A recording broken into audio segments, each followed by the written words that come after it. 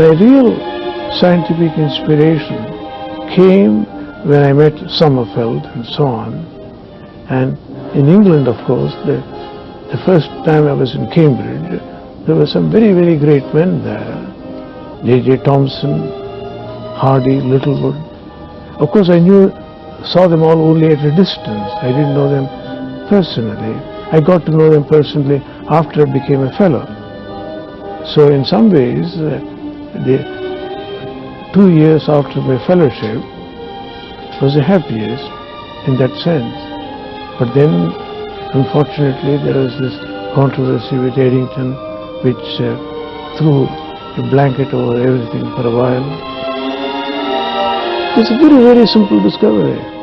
And just a simple observation. It was fortunate for me that a simple idea which can be taken essentially by one who has just come out from college. And of course, you see, it attained the glamour which it did only because it was involved in a controversy with Eddington.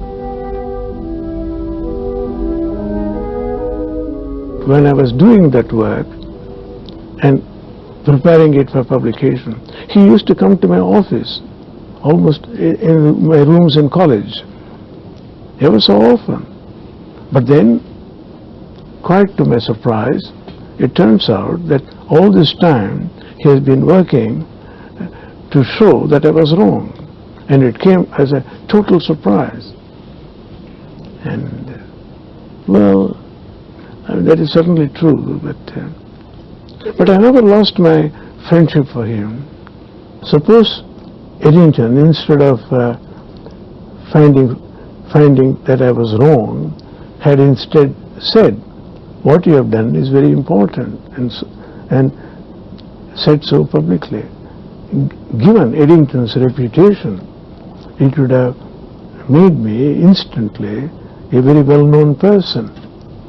And I don't know whether that sudden prominence would have been helpful to me in the future. Very often, a person can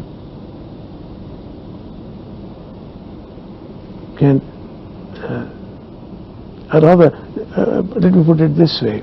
Suppose you make an important discovery in the sense that it is immediately appreciated and gives you renown and prestige, then it can, in the long run, harm you, because you are diverted from doing science to enjoying, quote unquote, your position in science, and you lose your motivation to continue doing science.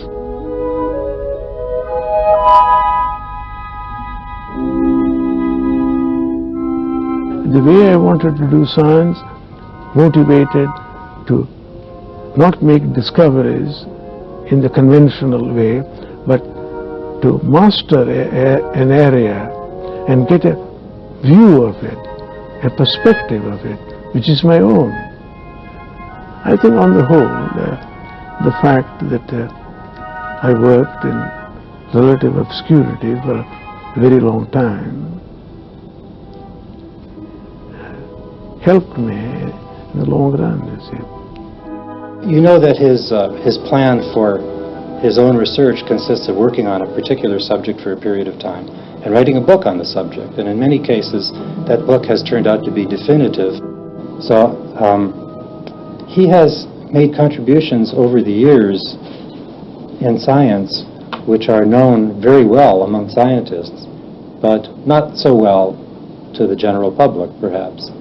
And the reason that he's been able to do this, I think, aside from mental agility, is enormous devotion and persistence in scientific matters. I think that there is, in fact, no correlation between a great discovery and the greatness of the mind which is behind it. If you take a man like Newton, Anybody who reads Newton knows that his understanding of science is 100 times yours. So there can be no question.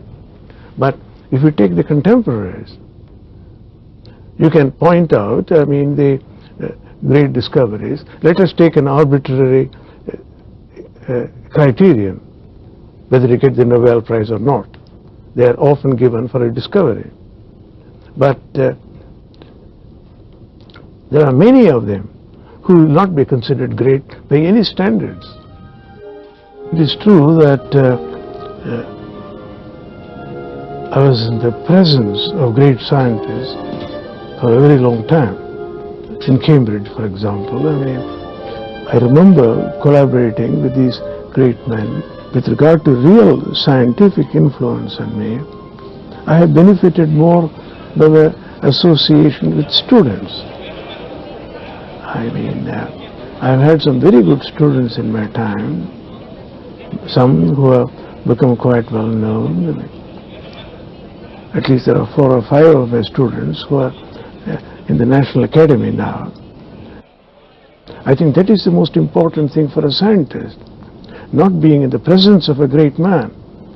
What can you do with that? You admire the man, but whereas with young students who are exceptionally good, you interact with them, and that interaction produces a much more lasting influence than just briefly encountering a great man.